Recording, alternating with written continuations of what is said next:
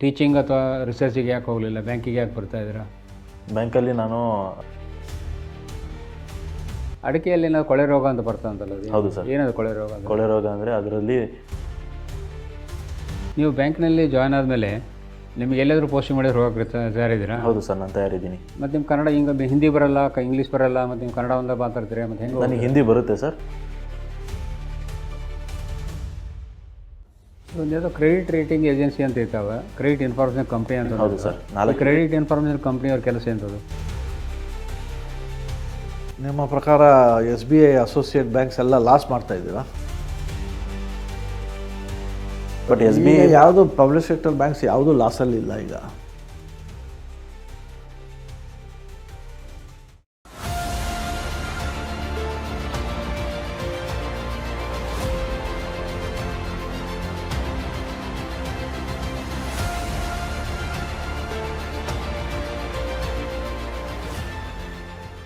May come in sir?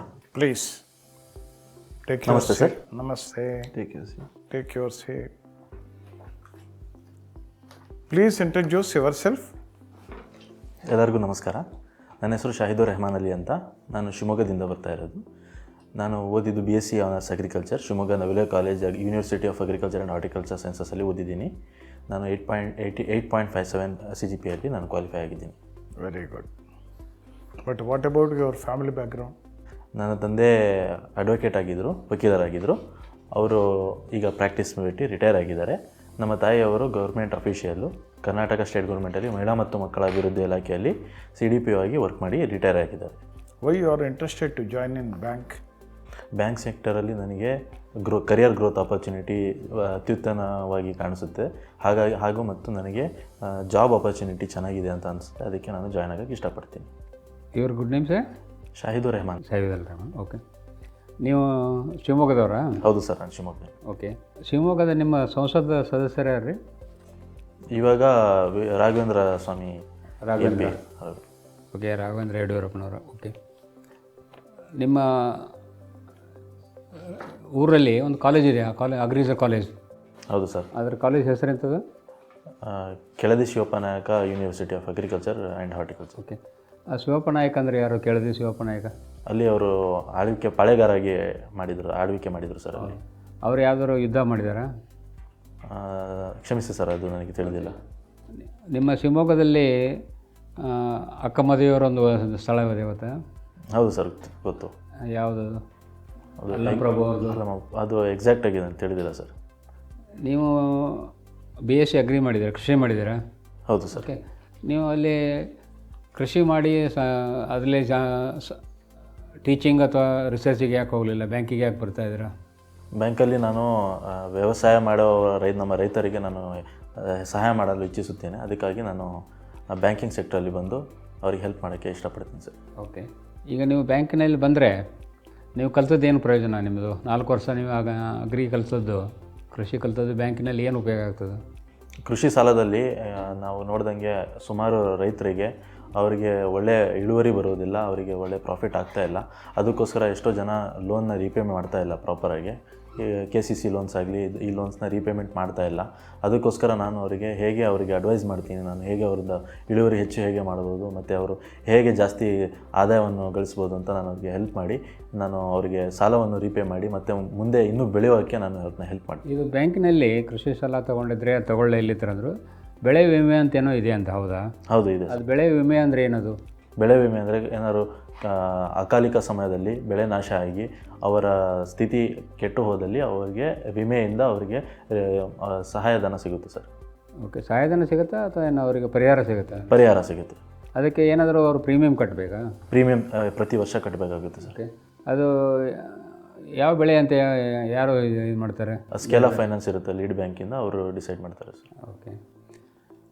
ಈಗ ನೀವು ನಿಮ್ಮದು ಶಿವಮೊಗ್ಗದಲ್ಲಿ ನಿಮ್ಮದು ಮುಖ್ಯ ಬೆಳೆ ಭತ್ತ ಅಲ್ವಾ? ಅಡಿಕೆ ಇದೆ ಸರ್. ಅಡಿಕೆ ಮತ್ತು ಭತ್ತ. ಓಕೆ. ಅಡಿಕೆಯಲ್ಲಿ ನಾವು ಕೊಳೆ ರೋಗ ಅಂತ ಬರ್ತಂತಲ್ಲ ಅದು? ಹೌದು ಸರ್. ಏನದು ಕೊಳೆ ರೋಗ? ಕೊಳೆ ರೋಗ ಅಂದರೆ ಅದರಲ್ಲಿ ಮೇಲ್ಗಡೆ ನಮ್ಮ ಕ್ರೌನ್ ಅಂತ ಹೇಳ್ತೀವಿ, ಅದರಲ್ಲಿ ನಾಶ ಆಗುತ್ತೆ ಸರ್. ಅದರಲ್ಲಿ ಅದು ಫಂಗಸ್ಸು ಮತ್ತು ಇದು ಬ್ಯಾಕ್ಟೀರಿಯಾ ಅಫೆಕ್ಟ್ ಆಗುತ್ತೆ. ಅದಕ್ಕೆ ನಾವು ಪರಿಹಾರ ಮಾಡಿ ನಾವು ಇಳುವರಿ ಜಾಸ್ತಿ ಮಾಡ್ಕೊಂಡು. ಈಗ ಅದಕ್ಕೆ ಕೀಟನಾಶ ಮಾಡೋಕ್ಕೆ ಏನಾದರೂ ಯಂತ್ರ ಬಂದಿದೆ? ಆ ಉಪಕರಣಗಳು ಏನಾರು ಇದ್ದಾವೆ? ಇದ್ದಾವೆ ಸರ್. ಅದನ್ನ ನಾವು ಇದು ನ್ಯಾಪ್ಸ್ಯಾಕ್ ಸ್ಪ್ರೇಯರ್ ಅಂತ ಹೇಳ್ತೀವಿ, ಅದನ್ನು ಯೂಸ್ ಮಾಡ್ಬೋದು ಸರ್. ಓಕೆ. ಈಗ ನೀವು ಬ್ಯಾಂಕಿನಲ್ಲಿ ಅಕೌಂಟ್ ಖಾತೆ ತೆಗಿಬೇಕಾದ್ರೆ ಏನಾದರೂ ಮಿನಿಮಮ್ ಬ್ಯಾಲೆನ್ಸ್ ಅಂತ ಇರ್ತದೆ? ಇಲ್ಲ ಸರ್, ಈಗ RBI ಗೈಡ್ಲೈನ್ಸ್ ಪ್ರಕಾರ ಸದ್ಯಕ್ಕೆ ಯಾವುದೂ ಮಿನಿಮಮ್ ಬ್ಯಾಲೆನ್ಸ್ ಇಲ್ಲ. ನೀವು HDFC ಬ್ಯಾಂಕ್ ಹೋಗಿ ಕೇಳಿದರೆ ಅವರೆಲ್ಲ ನೀವು 10,000 ಇರಲಿಲ್ಲ ನಿಮ್ಮ ಅಕೌಂಟ್ ಓಪನ್ ಮಾಡಲ್ಲ ಅಂತ ಹೇಳ್ತಾರೆ. ಅದು ಅವ್ರ ಟರ್ಮ್ಸ್ ಆ್ಯಂಡ್ ಕಂಡೀಷನ್ಸಲ್ಲಿ ಹೇಳಿದ್ದಾರೆ ಸರ್. ಬಟ್ ಕಮ್ಮಿ ಆದಾಯ ಇರುವವರಿಗೆ ಸಹಾಯಕ್ಕಾಗಿ ಅವರು ಎಲ್ಲಿ ಬೇಕಾದರೂ ಅಕೌಂಟ್ ಓಪನ್ ಮಾಡ್ಬೋದು ಸರ್. ಅವ್ರು ಹೋಗಿ HDFC ಬ್ಯಾಂಕಿಗೆ ಕೇಳ್ಬೋದಾ ನಮ್ಮ ಖಾತೆ ಓಪನ್ ಮಾಡಿ? PSBD ಅಕೌಂಟ್ ಅಂತ ಇದೆ ಸರ್, ಅದನ್ನ ಓಪನ್ ಮಾಡ್ಬೋದು. PSBD ಅಕೌಂಟ್ ಮಾತ್ರ ಮಾಡ್ಬೋದು ಸರ್. ಆ PSBD ಅಕೌಂಟಿಗೆ ಚೆಕ್ ಬುಕ್ ಕೊಡ್ತೀರಾ? ಚೆಕ್ ಬುಕ್ ಇಲ್ಲ ಸರ್, ಕೊಡಲ್ಲ. ಅದಕ್ಕೆ ಚೆಕ್ ಬುಕ್ ಕೊಡಲ್ಲ. ATM ಕಾರ್ಡ್ ಕೊಡ್ತೀವಿ. ATM ಕಾರ್ಡ್ ಕೊಡ್ತೀರಾ? ಚೆಕ್ ಬುಕ್ ಕೊಡೋದಿಲ್ಲ ಸರ್. ಓಕೆ. ಅವರಿಗೆ ಮತ್ತು ATM ಕಾರ್ಡಿಗೆ ಏನು ಚಾರ್ಜ್ ಮಾಡ್ತೀರಾ? ಇಲ್ಲ ಸರ್. ಓಕೆ. ಅವ್ರಿಗೇನು ಮತ್ತೇನು ಕೊಡ್ತೀರಾ ನೀವು ಇದರಲ್ಲಿ ಜನಧನ ಯೋಜನೆಯಲ್ಲಿ ಮಾಡಿದವರಿಗೆ ಮತ್ತೇನು ಸೌಲಭ್ಯಗಳಿದ್ದಾವೆ? ಅವರಿಗೆ 0 ಬ್ಯಾಲೆನ್ಸ್ ಅಕೌಂಟ್ ಇರುತ್ತೆ ಸರ್. ಅವರು ವರ್ಷಕ್ಕೆ 1 ಲಕ್ಷಕ್ಕಿಂತ ಜಾಸ್ತಿ ವಿಡ್ರಾ ಮಾಡೋಕ್ಕಾಗಲ್ಲ ಅಮೌಂಟು. ಅವ್ರಿಗೆ ಸೇವಾ ಖಾತೆ ಥರ ಅದನ್ನ ಯೂಸ್ ಮಾಡ್ಬೋದು ಸರ್. ಅವ್ರಿಗೇನಾದರೂ ಅವಶ್ಯಕತೆ ಬಿದ್ದರೆ ಅವ್ರಿಗೆ 10,000 ಅವ್ರಿಗೆ ಏನೋ ಸಾಲ ಸಿಗುತ್ತೆ ಅವರಿಗೆ?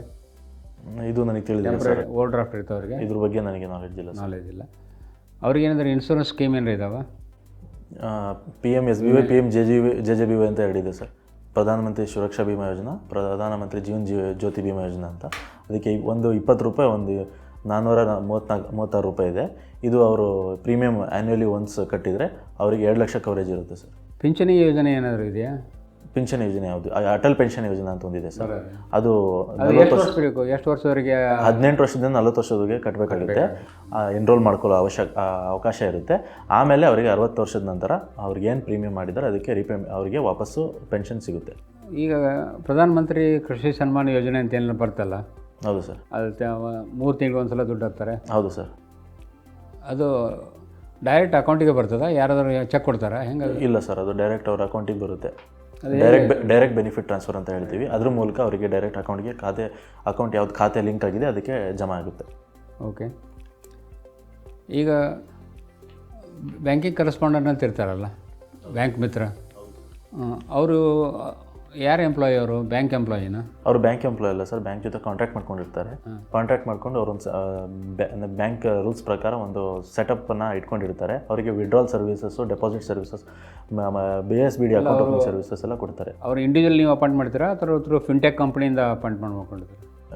ಫಿನ್ಟೆಕ್ಕಿಂದ ಇಲ್ಲ ಸರ್, ಅವ್ರನ್ನೇ ಡೈರೆಕ್ಟಾಗಿ ಅಪಾಯಿಂಟ್ ಮಾಡ್ಕೊತಾರೆ. ಓಕೆ. ಅವ್ರಿಗೆ ಏನಾದರೂ ಟ್ರೈನಿಂಗ್ ಆಗಬೇಕಾ? ಟ್ರೈನಿಂಗ್ ಇರುತ್ತೆ ಸರ್. ಎಷ್ಟು ಅವರ್ಸ್ ಏನೋ ಟ್ರೈನಿಂಗ್ ಆಗಬೇಕು? ಕ್ಲಾಸ್ ರೂಮ್ ಲೆಕ್ಚರ್ ಆಗಿ ಒಂದು ಎಕ್ಸಾಮ್ ಪಾಸ್ ಆಗಬೇಕಲ್ಲ ಅವರು? ಹೌದು ಸರ್. ಓಕೆ. ನೀವು ರಿಕವರಿ ಮಾಡಬೇಕಾದ್ರೆ ಏಜೆಂಟ್ ಅಪಾಯಿಂಟ್ ಮಾಡ್ತೀರಲ್ಲ? ಹೌದು ಸರ್. ಆ ರಿಕವರಿ ಏಜೆಂಟ್ ಯಾರಾದರೂ ಆಗ್ಬೋದಾ?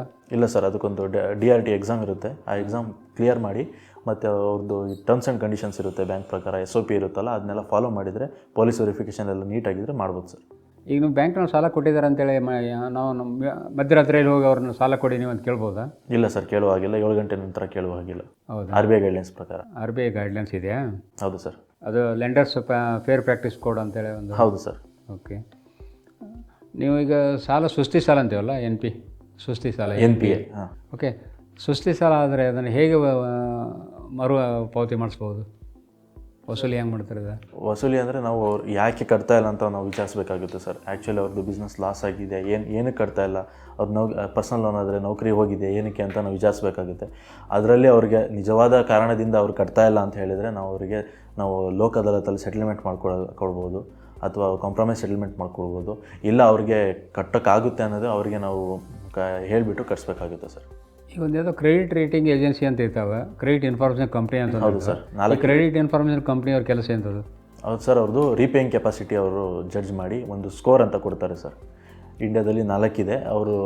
ಅವರು ನಮಗೆ ಕ್ರೆಡಿಟ್ ರೇಟಿಂಗ್ ಸರ್ವಿಸಸ್ನ ಪ್ರೊವೈಡ್ ಮಾಡ್ತಾರೆ. ಓಕೆ. ನೀವು ಬ್ಯಾಂಕ್ನಲ್ಲಿ ಜಾಯ್ನ್ ಆದಮೇಲೆ ನಿಮಗೆ ಎಲ್ಲಾದರೂ ಪೋಸ್ಟಿಂಗ್ ಮಾಡಿದ್ರೆ ಹೋಗೋಕ್ಕೆ ತಯಾರಿದ್ದೀರಾ? ಹೌದು ಸರ್, ನಾನು ತಯಾರಿದ್ದೀನಿ. ಮತ್ತು ನಿಮ್ಮ ಕನ್ನಡ ಹಿಂದಿ ಬರಲ್ಲ, ಇಂಗ್ಲೀಷ್ ಬರಲ್ಲ, ಮತ್ತು ನೀವು ಕನ್ನಡ ಒಂದಾಗ ಮಾತಾಡ್ತೀರಾ? ಮತ್ತು ಹೆಂಗೆ? ನನಗೆ ಹಿಂದಿ ಬರುತ್ತೆ ಸರ್. ನಾನು ಹಿಂದಿ ಲೋಕಲ್ ಬೇರೆ ರೀಜ್ನಲ್ ಲ್ಯಾಂಗ್ವೇಜ್ ಇರೋ ಕಡೆ ಹೋದರೆ ನಾನು ಆ ಲ್ಯಾಂಗ್ವೇಜ್ನ ನಾನು ಕಲ್ತ್ಕೊಂಡು ನಾನು ಅದನ್ನ ಇಂಪ್ಲಿಮೆಂಟ್ ಮಾಡಿಕೊಂಡು ಕೆಲಸ ಮಾಡ್ತೀನಿ ಸರ್. ಓಕೆ. ನಿಮ್ಮದು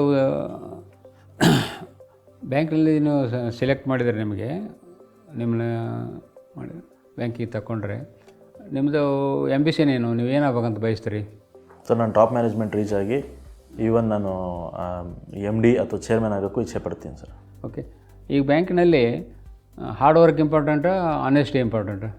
sir honesty and hard work ಎರಡೂ ಇಂಪಾರ್ಟೆಂಟ್. ಅಲ್ಲ, ಅದರಲ್ಲಿ ಇಂಟೆಗ್ರಿಟಿ ಆ್ಯಂಡ್ ಆನೆಸ್ಟಿ ಇಂಪಾರ್ಟೆಂಟಾ, hard work important? Integrity and honesty important sir. Okay. ಯಾಕೆ ಅದು? ಯಾಕೆ ಅಂದರೆ ಒಂದು ಬ್ಯಾಂಕ್ ನಮಗೆ ರೂಲ್ಸ್ ಮಾಡಿದೆ ಅಂದರೆ ನಾವು ಅದನ್ನ ಫಾಲೋ ಮಾಡಲೇಬೇಕಾಗುತ್ತೆ ಸರ್. ಅದನ್ನ ದಾರಿ ತಪ್ಪಿ ಹೋದರೆ ಬ್ಯಾಂಕ್ ನಾವು ಪಬ್ಲಿಕ್ ಮನಿ ದುಡ್ಡನ್ನು ನಾವು ನಿಲ್ತ್ಕೊಳ್ಳೋದಲ್ವಾ? ಹೌದು ಸರ್. ನಾವು public you are dealing with public money. ಹೌದು. ನಾವು ಬೇರೆಯವರ ದುಡ್ಡು ತೊಗೊಂಡು ವ್ಯವಹಾರ ಮಾಡುವಾಗ ಇಂಟೆಗ್ರಿಟಿ ಮತ್ತು ಆನೆಸ್ಟಿ ಇಂಪಾರ್ಟೆಂಟ್ ಅಲ್ಲ? ಹೌದು sir. Okay okay sir. Okay. ಈಗ ನಾವೆಡೇಸ್ ಬ್ಯಾಂಕ್ಸ್ ಮರ್ಜರ್ಸ್ ಮಾಡ್ತಾ ಇದ್ದಾರೆ ಗೌರ್ಮೆಂಟ್ ಆಫ್ ಇಂಡಿಯಾ. ಹೌದು. ಯಾಕೆ? Y sir? What is the purpose behind? ಕೆಲವೊಂದು ಬ್ಯಾಂಕ್ಗಳು ಪ್ರಾಫಿಟ್ ಮಾಡ್ತಾ ಇಲ್ಲ, ಅದಕ್ಕೋಸ್ಕರ ಮರ್ಜರ್ ಮಾಡೋದು ಉತ್ತಮ ಅಂತ ಗೌರ್ಮೆಂಟ್ ಡಿಸೈಡ್ ಮಾಡಿ ಕೆಲವೊಂದು ಪ್ರಪೋಸಿಷನ್ಸ್ನ ಹಾಕ್ತಾ ಇದೆ. ಇದು ನಾವು ಈಗ ಬೆಸ್ಟ್ ಎಕ್ಸಾಂಪಲ್ ಅಂದರೆ ಎಸ್ ಬಿ ಐ ಏನಿದೆ, ಸುಮಾರು ಬ್ಯಾಂಕ್ ಮರ್ಜ್ ಆಗಿ ಒಂದು ಬ್ಯಾಂಕ್ ಆಗಿದೆ. ಇದರಿಂದ ಒಳ್ಳೆ ಪ್ರಾಪರ್ ಇಂಟಿಗ್ರೇಷನ್ನು ಮತ್ತು ಪ್ರಾಪರ್ ಎಫಿಷಿಯನ್ಸಿನ ನಾವು ಅದನ್ನ ಸ್ಮೂತಾಗಿ ಮಾಡಿದರೆ ಇದು ಪ್ರಾಫಿಟೇಬಲ್ ಆಗುತ್ತೆ ಸರ್. ನಿಮ್ಮ ಪ್ರಕಾರ SBI ಅಸೋಸಿಯೇಟ್ ಬ್ಯಾಂಕ್ಸ್ ಎಲ್ಲ ಲಾಸ್ ಮಾಡ್ತಾ ಇದ್ದೀರಾ? ಲಾಸ್ ಮಾಡ್ತಾ ಇರಲಿಲ್ಲ ಸರ್. ಒಂದು ಸ್ಟ್ರಾಂಗ್ ಫೈನಾನ್ಷಿಯಲ್ ಸಿಸ್ಟಮ್ ಪ್ರೊವೈಡ್ ಮಾಡೋಕ್ಕೋಸ್ಕರ ಇದು ಮಾಡೋದು. ವಿಚ್ ಇಸ್ ಯಾವುದು ಕರೆಕ್ಟ್? ನೀವು ಮೊದಲು ಹೇಳಿದ್ರಿ ಲಾಸ್ ಮಾಡೋ ಬ್ಯಾಂಕ್ಸ್ ಎಲ್ಲ ಮರ್ಜ್ ಮಾಡ್ತಾ ಇದ್ದೀರಾ ಅಂತ. ಈಗ ಈ ಪ್ರಪೋಸಿಷನ್ ಹಾಕಿರೋದು ಲೈಕ್ ಇಂಡಿಯನ್ ಓವರ್ಸೀಸ್ ಬ್ಯಾಂಕು ಮತ್ತು ಇನ್ನೊಂದು ನಮ್ಮದು ಬ್ಯಾಂಕ್ ಇದೆ, ಅದನ್ನು ನಾವು ಮರ್ಜ್ ಮಾಡೋದು ಅಂತ ಹೇಳ್ತಾ ಇದ್ದಾರೆ ಬ್ಯಾಂಕ್ನವರು. ಇದು ಉದ್ದೇಶ ಲಾಸ್ ಮಾಡ್ತಾ ಇದೆ ಅಂತ ಸರ್. ಬಟ್ SBI ಯಾವುದು ಪಬ್ಲಿಕ್ ಸೆಕ್ಟರ್ ಬ್ಯಾಂಕ್ಸ್ ಯಾವುದು ಲಾಸಲ್ಲಿ ಇಲ್ಲ. ಈಗ ಕಂಪೇರಿಟಿವ್ಲಿ ಅದನ್ನ ನಾವು ಬೆಟರ್ ಬ್ಯಾಂಕ್ ಜೊತೆ ಮರ್ಜ್ ಮಾಡಿದರೆ ಪ್ರಾಫಿಟ್ ಜಾಸ್ತಿ ಆಗ್ಬೋದು ಅಂತ. ಈಗ ಮೊನ್ನೆ ಸಿಂಡಿಕೇಟ್ ಬ್ಯಾಂಕ್ ಮರ್ಜ್ ಮಾಡಿದ್ದಾರೆ ಕೆನರಾ ಬ್ಯಾಂಕಲ್ಲಿ. ಸಿಂಡಿಕೇಟ್ ಬ್ಯಾಂಕ್ ದೊಡ್ಡ ಪ್ರಾಫಿಟ್ಸ್ ಮಾಡ್ತಾ ಇದ್ದ. ಹೌದು sir. Why it was merged? Strong integrated banking system ಮಾಡೋದು. Main root cause is to have a bigger bank. Yes sir, correct. We have to compete with world banks. ಅದಕ್ಕೋಸ್ಕರ so it is not that loss making branches are going to be merged with the profit making. Loss making branches ಹಾಗೆ ಇಟ್ಟಿದ್ದಾರೆ, ಅವನು touch ಮಾಡಿಲ್ಲ last ಟೈಮಲ್ಲಿ. Okay. ಈಗ digital banking platforms ಏನು ಅದು? Sir, digital banking platform ಅಂದರೆ ನಾವು ಫಿನ್ಟೆಕ್ ಅಂತ ಈಗ ಬಂದಿದೆ. ಇದರಲ್ಲಿ ಫೈನಾನ್ಷಿಯಲ್ ಟೆಕ್ನಾಲಜಿ ಅಂತ ಹೆಸರು ಅದರ ತಕ್ಕನಂಗೆ ಇದೆ. ಇದರಲ್ಲಿ ಏನಂದರೆ ನಮಗೆ ಫೈನಾನ್ಷಿಯಲ್ ಸರ್ವಿಸಸ್ ಟೆಕ್ನಾಲಜಿ ಯೂಸ್ ಮಾಡಿ ಸ್ಮೂತ್ ರನ್ ಆಗೋ ಥರ ನಾವು ಯೂಸ್ ಮಾಡ್ಬೋದು. ಜಸ್ಟ್ ಬೆಟರ್ ಎಕ್ಸಾಂಪಲ್ ಅಂದರೆ ಭಾರತ್ ಬಿಮ್ UPI ಪೇಮೆಂಟ್ಸು ಮತ್ತು ನಮ್ಮದು ಇಂಟರ್ನೆಟ್ ಬ್ಯಾಂಕಿಂಗ್ ಫೆಸಿಲಿಟೀಸು ಮತ್ತು ನಿಯೋ ಬ್ಯಾಂಕ್ಸ್ ಅಂತ ಇವಾಗ ಬಂದಿದ್ದಾವೆ. ಇದು ಲೆಂಡಿಂಗ್ ಎಲ್ಲ ಈಸಿ, ಕಾಸ್ಟ್ ಎಫೆಕ್ಟಿವ್ ಮತ್ತು ಫ್ರೀಕ್ವೆಂಟಾಗಿ ಈಸಿಯಾಗಿ ಮಾಡೋ ಥರ ಇದೆ. ಇದರಿಂದ ನಮಗೆ ಫಿನ್ಟೆಕ್ಕಿಂದ ಕಸ್ಟಮರ್ಸ್ಗೆ ಈಸಿಯಾಗಿ ಸ್ಮೂತ್ ಆ್ಯಂಡ್ ಎಫಿಷಿಯೆಂಟ್ ಸರ್ವಿಸಸ್ ಸಿಗ್ತಾ ಇದೆ. ಓಕೆ. ಈಗ ಬ್ಯಾಂಕ್ಸ್ ಯಾವ ಥರ ರೆವೆನ್ಯೂ ಜನ್ರೇಟ್ ಮಾಡ್ತಾರೆ? ಸರ್, ಬ್ಯಾಂಕ್ಸ್ ರೆವೆನ್ಯೂ ಮೇಜರ್ ಅಂದರೆ ಡೆಪಾಸಿಟ್ಸ್ ತೊಗೊಂಡು ಅದನ್ನ ಲೆಂಡ್ ಮಾಡ್ತಾರೆ. ಈ ಇಂಟ್ರೆಸ್ಟಿಂದ ಅವರಿಗೆ ಒಂದು ಇನ್ಕಮ್ ಇದೆ. ಇನ್ನೊಂದು ಗೌರ್ಮೆಂಟ್ ಬಿಸ್ನೆಸ್ ಮಾಡೋದ್ರಿಂದ ಕಮಿಷನ್ ಸಿಗುತ್ತೆ. ಮತ್ತು ಕ್ರಾಸ್ ಸೆಲ್ಲಿಂಗ್ ಪ್ರಾಡಕ್ಟ್ಸ್ ಅಂದರೆ ವಿಮೆ ಯೋಜನೆಗಳು, ಮ್ಯೂಚುವಲ್ ಫಂಡ್ಸು, ಇನ್ಶೂರೆನ್ಸು ಮತ್ತು ಕ್ರೆಡಿಟ್ ಕಾರ್ಡ್ ಆ್ಯಂಡ್ ಅದರ್ ಸರ್ವಿಸಸ್ಸಿಂದ ಇದುಗಳಿಂದ ಕಮಿಷನ್ನು ಮತ್ತು ಇಂಟ್ರೆಸ್ಟ್ ಅವರಿಗೆ ಬರುತ್ತೆ ಬ್ಯಾಂಕಿಗೆ. ಇದು ಥರ ನಮಗೆ ಇನ್ಕಮ್ ಬರುತ್ತೆ ಸರ್ ಬ್ಯಾಂಕ್ಗಳಿಗೆ. ನಾನ್ ಇಂಟ್ರೆಸ್ಟ್ ಇನ್ಕಮ್ ಅಂತ ಹೇಳ್ತಾರೆ. ಹೌದು ಸರ್. ಅದೇನದು? ಎಲ್ಲಿಂದ ಬರ್ತದೆ ಅದು? ಇದು ಕ್ರಾಸ್ ಸೆಲ್ಲಿಂಗ್ ಮಾಡಿ ಕಮಿಷನಿಂದ ಬರುತ್ತೆ. ಇದೊಂದು ಗೌರ್ಮೆಂಟ್ ಬಿಸ್ನೆಸ್ಸಿಂದ ಬರುತ್ತೆ ರೆವೆನ್ಯೂ. ಇದೆಲ್ಲ ಸ್ಮಾಲ್ ಅಮೌಂಟು. ದೊಡ್ಡ ಅಮೌಂಟ್ಸ್ ಎಲ್ಲ ಎಲ್ಲಿಂದ ಬರ್ತದೆ? ಈಗ ಬೇರೆ ರೆಂಟಲ್ ಹೈರಿಂಗ್ ಸರ್ವಿಸಸ್ ಇರುತ್ತೆ ಸರ್, ಲಾಕರ್ ಸರ್ವಿಸಸ್ ಇರುತ್ತೆ, ಮತ್ತು ನೆಫ್ಟ್ RTGS ಮಾಡೋದ್ರಿಂದ ಕಮಿಷನ್ ಬರುತ್ತೆ. ನಾನ್ ಫಂಡ್ ಬೇಸ್ಡ್ ಅಂತ ಕೇಳಿದರೆ bank guarantee, letter of credit ಅದರಾಗೆಲ್ಲ fund based, non fund based ಎರಡು ಥರ ಇರ್ತವೆ.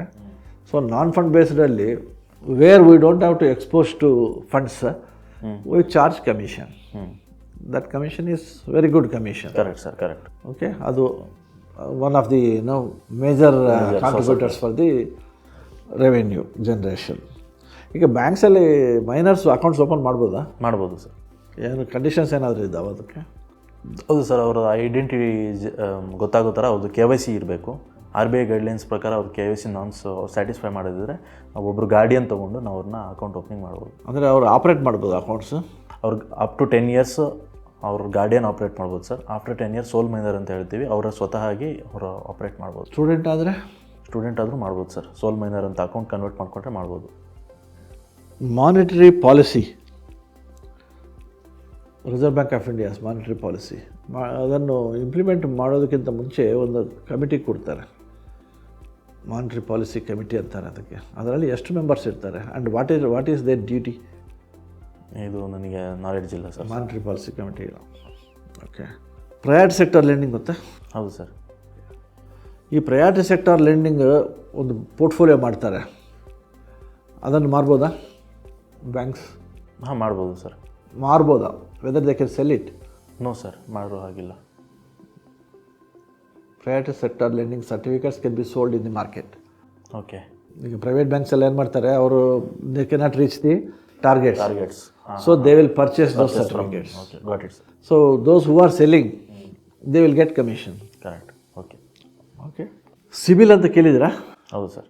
ಏನದು? What is CIBIL? ಅದು ರೇಟಿಂಗ್ ಏಜೆನ್ಸಿ ಸರ್. ಸಿಬಿಲ್ಲು ಇದು ಕ್ರೆಡಿಟ್ ವರ್ತಿನೆಸ್ ಆಫ್ ದ ಬಾರೋವರ್ ನಮಗೆ ತಿಳಿಸ್ಕೊಡುತ್ತೆ. ಓಕೆ. ಅವರು ರೀಪೇಯಿಂಗ್ ಅವ್ರದ್ದು ಎಷ್ಟು ಲೋನ್ಸ್ ಇದೆ, ಏನು ಔಟ್ಸ್ಟ್ಯಾಂಡಿಂಗ್ ಇದೆ, ಡಿಲೇ ಪೇಮೆಂಟ್ಸ್ ಏನಿದೆ, ಎಷ್ಟು ಲೋನ್ಸ್ ತೊಗೊಂಡಿದ್ದಾರೆ, ಕ್ರೆಡಿಟ್ ಕಾರ್ಡ್ ನಾನ್ ಕ್ರೆಡಿಟ್ ಕಾರ್ಡ್ ಲೋನ್ಸ್ ಎಷ್ಟಿದೆ ಎಲ್ಲ ತಿಳಿದುಪಡುತ್ತೆ. ಮತ್ತು ಎಷ್ಟು ಕಡೆ ಲೋನ್ ಹೋಗಿ ಕೇಳ್ತಾ ಇದ್ದಾರೆ, ಎನ್ಕ್ವೈರೀಸ್ ಎಲ್ಲ ನಮಗೆ ಗೊತ್ತಾಗುತ್ತೆ. ಅದರಿಂದ ಏನು ಉಪಯೋಗ? ನಾವು ಅವ್ರದ್ದು ಕ್ರೆಡಿಟ್ ರೀಪೇಮೆಂಟ್ ಕೆಪಾಸಿಟಿ ಜಡ್ಜ್ ಮಾಡ್ಬೋದು ಸರ್. ಓಕೆ. ರೀಪೇಮೆಂಟ್ ಜಡ್ಜ್ ಮಾಡಿದ ನಂತರ ಏನು ಮಾಡಬೇಕು? ಅವ್ರದ್ದು ಕ್ರೆಡಿಟ್ ವರ್ತಿನೆಸ್ ಚೆಕ್ ಮಾಡ್ಬೋದು ಸರ್. ಓಕೆ. ಅವರಿಗೆ ರೀಪೇ ಮಾಡ್ತಾರಾ ಇಲ್ಲ ಅಂತ ಚೆಕ್ ಮಾಡಿ ಡಿಸೈಡ್ ಮಾಡಿ ನಾವು ಅವ್ರನ್ನ ಲೋನ್ ಕೊಡ್ಬೋದು. ಲೋನ್ ಕೊಡ್ಬೋದು. ಸಪೋಸ್ ನಾನು ಯಾವುದೇ ಲೋನ್ ತೊಗೊಂಡಿಲ್ಲ ಬ್ಯಾಂಕಿಂದ, ನನ್ನ ಸಿಬಿಲ್ ರೇಟ್ ಹೇಗೆ ಚೆಕ್ ಮಾಡ್ತಾರೆ? ನಿಮ್ಮದು -1 ಅಂತ ಸಿಬಿಲ್ ಸ್ಕೋರ್ ಬರುತ್ತೆ ಸರ್. ಅದರಲ್ಲಿ ನಾವು ಇನ್ಕಮ್ ಪ್ರೂಫ್ನ ನೋಡಿ ನಿಮಗೆ ಲೋನ್ ಕೊಡ್ತೀವಿ. ಮಾಡ್ಬೋದಾ? ಮಾಡ್ಬೋದು ಸರ್. ಮತ್ತು most of the banks are not doing. ಮಾಡ್ತಾ ಇದ್ದಾರೆ ಸರ್. PSB ಬ್ಯಾಂಕ್ಸ್ ಎಲ್ಲಲ್ಲಿ ಸಿಗ್ತಾ ಇದೆ. ಹೌದಾ? ಓಕೆ. ಓಕೆ. ನಿಮ್ಮದು ವಿಷಯ ನಿಮ್ಮದು ಚೆನ್ನಾಗಿ ಗೊತ್ತಿದೆ. ನಿಮಗೆ ಬ್ಯಾಂಕಿನ ವಿಷಯದಲ್ಲಿ ನೀವು ಕಲಿತದ್ದು ಕಾಗಲಿಸರ ವಿಷಯದಲ್ಲಿ ನಿಮಗೆ ಜ್ಞಾನ ಚೆನ್ನಾಗಿದೆ ಮತ್ತು ಬ್ಯಾಂಕಿನ ವಿಷಯದಲ್ಲಿ ಚೆನ್ನಾಗಿ ತಿಳ್ಕೊಂಡಿದ್ದೀರಾ. ಒಂದು ನೀವು ಬ್ಯಾಂಕಿಗೆ ಇದು ಇಂಟರ್ವ್ಯೂ ಹೋಗೋಕ್ಕೆ ಮುಂಚೆ ಒಂದು ಕರೆಂಟ್ ಅಫೇರ್ಸ್ ಬಗ್ಗೆ ಒಂದು ಲೇಟೆಸ್ಟಾಗಿ ಒಂದು ಅಪ್ಡೇಟ್ ಮಾಡ್ಕೊಂಡು ಹೋಗಬೇಕು. ಫೈನ್ ಟ್ಯೂನ್ ಮಾಡ್ಕೊಂಡು ಹೋಗಬೇಕು. Okay sir. Okay. All the best to you. Thank you sir.